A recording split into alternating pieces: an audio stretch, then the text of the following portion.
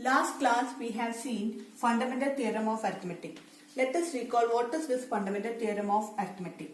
Every composite number can be factorized as a product of primes, and this factorization is unique except for the order in which it occurs.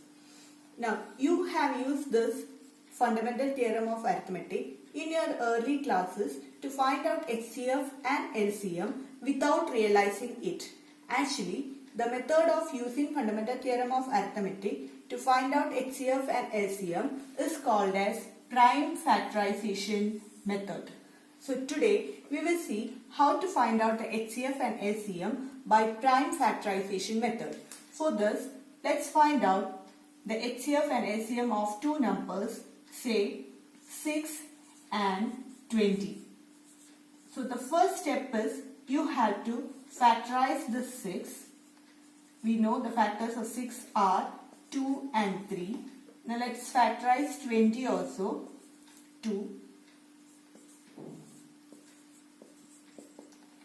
Now the process stops. So the factors of 6 I can write 2 into 3. And factors of 20 I can write as 2 into 2 into 5, which is nothing but 2 square into 5. So 6 is 2 to the power of 1 into 3 to the power of 1, and 20 is 2 to the power of 2 into 5. Now HCF, so the HCF is product of smallest power of each common prime factor in the numbers, that is 2, and LCM is product of greatest power of each prime factor involved in the numbers, that is 2 square into 3 to the power of 1 into 5. Now this means the HCF means it should present in both the term and the smallest power you have to write. Here 2 to the power of 1 and 2 to the power of 2. 2 is present in both the terms and the smallest power we are writing.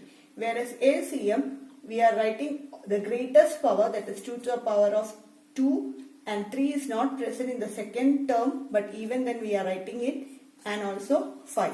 So HCF is 2 and here it is LCM is 60.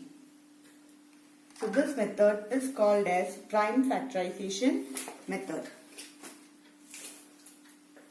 Just now we have seen HCF of 6 and 20 is 2 and LCM of 6 and 20 is 60 by this prime factorization method. Now there is a relation between HCF, LCM and the two numbers. Let's take that as A and B. The relationship is nothing but HCF into LCM of those two numbers is equal to product of numbers.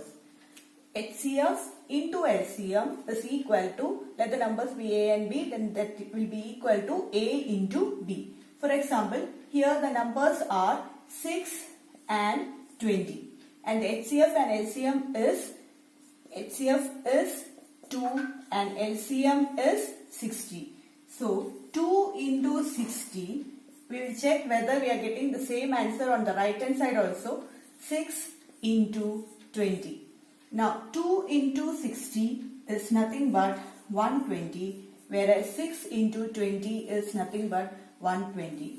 So the relationship between HCF and LCM and the product of numbers is HCF into LCM is equal to A into B. This relationship can be used once if you have found out the HCF, then easily you can find out the LCM. Thank you.